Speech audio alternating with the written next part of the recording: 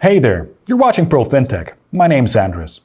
You might have noticed that in our pros, we often mention such concepts as individuals and legal entities.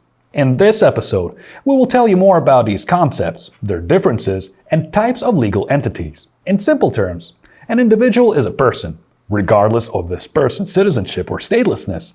He or she can work, receive remuneration for work, and still remain an individual. All hired employees of private companies and state agencies are individuals, but they can also do business without forming a legal entity. A sole proprietor, self-employed, or autonomo in Spain imply the same thing. That is, an individual who is duly registered and does his or her own private business. A legal entity, in turn, is an organization or an enterprise, a company that is registered in a special register. Legal entities have their own property or capital and are financially liable for their activities.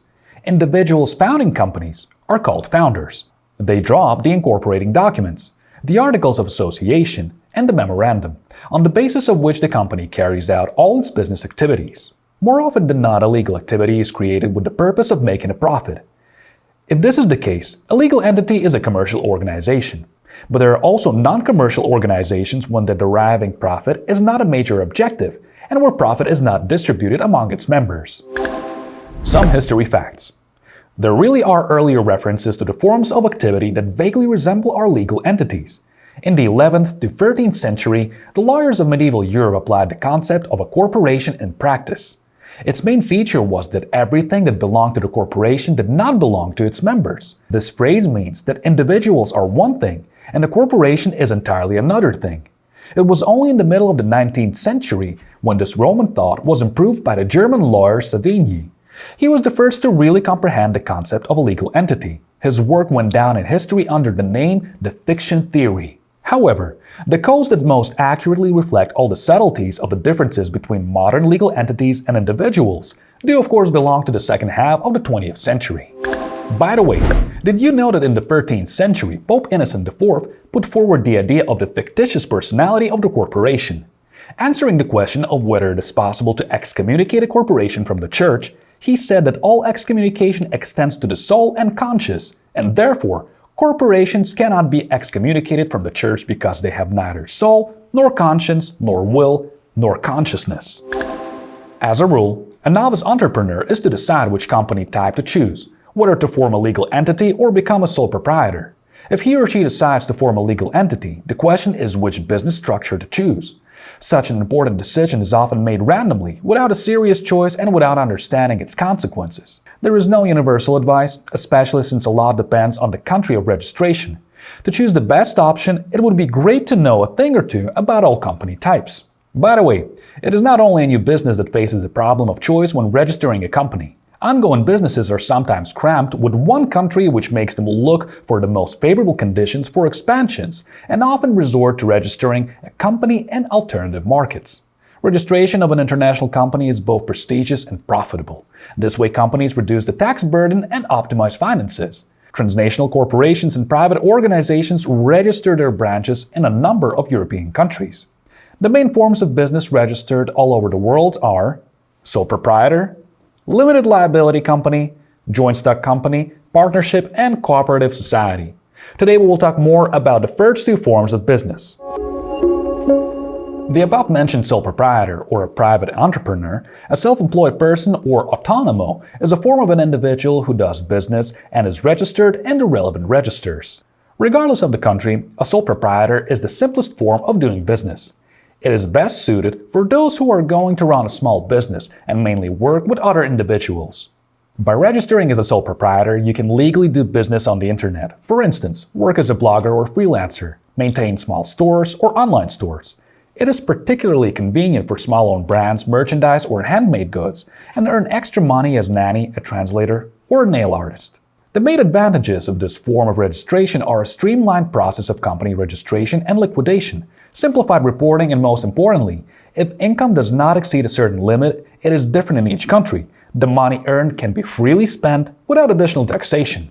The main risk is that in the event of bankruptcy and debts, a sole proprietor is financially liable. It is really worth registering as a sole proprietor if this is your first own business, the line of business is not risky, and the entrepreneur is not going to expand his or her business too quickly. In other cases, it is better to register a legal entity as it gives much more opportunities for development. Limited liability company, or LLC, is the most popular legal form of company registration. Such a company can be formed by one of several persons, and the founders can be both individuals and legal entities. When registering a new company, its members make contributions to the authorized capital. One of the main advantages of an LLC is that liability for obligations is limited to the size of the contributions of each founder. Unlike the sole proprietor, the personal property of the founder or co-founder of an LLC will not be used to cover business debts or liabilities. You can buy and sell an LLC assigning any value depending on the history of the company, its reputations, and so on. The composition of the co-founders may change, and other responsible persons may be appointed to manage the company. Today, a limited liability company can be opened not only in your own country or country where the company operates, but also in almost any country in the world. To find out which market offers the most favorable conditions for your business, you will need a specialist consultation. It is important to understand the intricacies of work in different countries, and especially those related to account opening for a legal entity. Payment institutions providing professional support in the registration of international companies are an excellent consultant in this case. We will tell you about the main distinctive features of the most attractive countries for opening an international company. The famous English Ltd is considered one of the most successful forms of an LLC, and here's why. The minimum startup capital is £1. We can say that it actually doesn't exist. The registration procedure is very fast. If there are no problems, the documents can be processed within 2 hours. Any company registered in Great Britain can enjoy tax benefits, and if certain conditions are met, it can be completely exempt from taxation. Private limited companies, or PLCs, and limited partnerships, or LPs, are also registered depending on the form of company ownership and the amount of the authorized capital. PLCs must have both a director and a shareholder, and one of the directors must be an individual. In partnerships, 2 or more partners create a common legal entity, but taxes are paid independently, separately. All partners can be companies. Companies registered in the UK can be managed remotely. Information protection rules apply. Despite open registries, there are opportunities to hide personal information, such as beneficial owner, or at least make it less accessible. The state system itself offers extraordinary stability. Harsh changes in taxation are not welcome here and are avoided in every possible way, which allows building a reliable business. As for Brexit, it should not shake such a colossus as British law. The system has been regulated for centuries and has already gone through many strength tests. When it comes to bank accounts, the hallmark of a UK-based business is the relative freedom in the foreign exchange market. Companies have access to multi-currency accounts, including those in less popular currencies. Another market governed by English law is Hong Kong, which is why a company can be opened here simply, quickly, and cheaply.